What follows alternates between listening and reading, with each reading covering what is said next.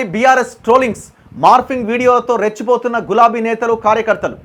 Social మీడియాలో పీక్స్కు చేరిన దాడి, ఇటీవల అసెంబ్లీ స్పీచ్ మార్ఫింగ్, ఇప్పుడు మరో వీడియోకు బూతు డైలాగులు జోడించి ట్రోలింగ్. కరోనా టైంలో అడవి బిడ్డలకు అండగా ఉంటే కూడా ఇదే తీరు. మహిళా కమిషన్ చైర్పర్సన్ నేరెళ్ల శారద పైన దాడి, కేటీఆర్కు నోటీసులు ఇచ్చినందుకు ఆమె పైన దారుణంగా కమెంట్స్. చర్యలు తీసుకోవాలని పోలీసులకు పౌర సమాజం ప్రతినిధుల ఫిర్యాదు. ఇట్లాంటి వారిని ఎట్టి పరిస్థితిలో ఉపేక్షించకూడదు. అది ఏ పార్టీ లీడర్లు ఎవరు చేసినా. ఇప్పుడు లీడరే ఆ రకంగా తయారై మహిళలని రికార్డింగ్ డ్యాన్స్లు వేసుకోరని మాట్లాడుతున్నప్పుడు ఇక కిందున్న వాళ్ళు ఎట్లుంటారు?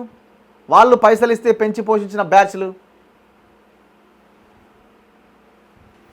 మంత్రి సీతక్క లక్ష్యంగా సోషల్ మీడియాలో బీఆర్ఎస్ నేతలు, కేసీఆర్ అభిమానులు, కేటీఆర్ ఫ్యాన్స్ చేస్తున్న దాడులు శృతిమించుతున్నాయి.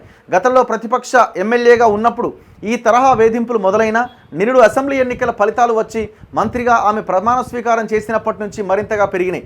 సీతక్క ఎక్కడ ఏమి మాట్లాడినా అందులో కొన్ని మాటలు కట్ చేసి వాటికి బూతు డైలాగులు, సొంత స్క్రిప్ట్ యాడ్ చేసి ఫేస్బుక్, ట్విట్టర్, ఇన్స్టాగ్రామ్, వాట్సాప్ గ్రూపుల్లో సర్క్యులేట్ చేస్తున్నారట.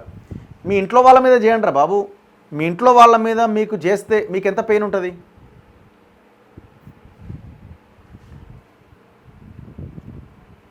ఇప్పుడు వాళ్ళంతా ఎవరు పెట్టిన ఇత్తనం?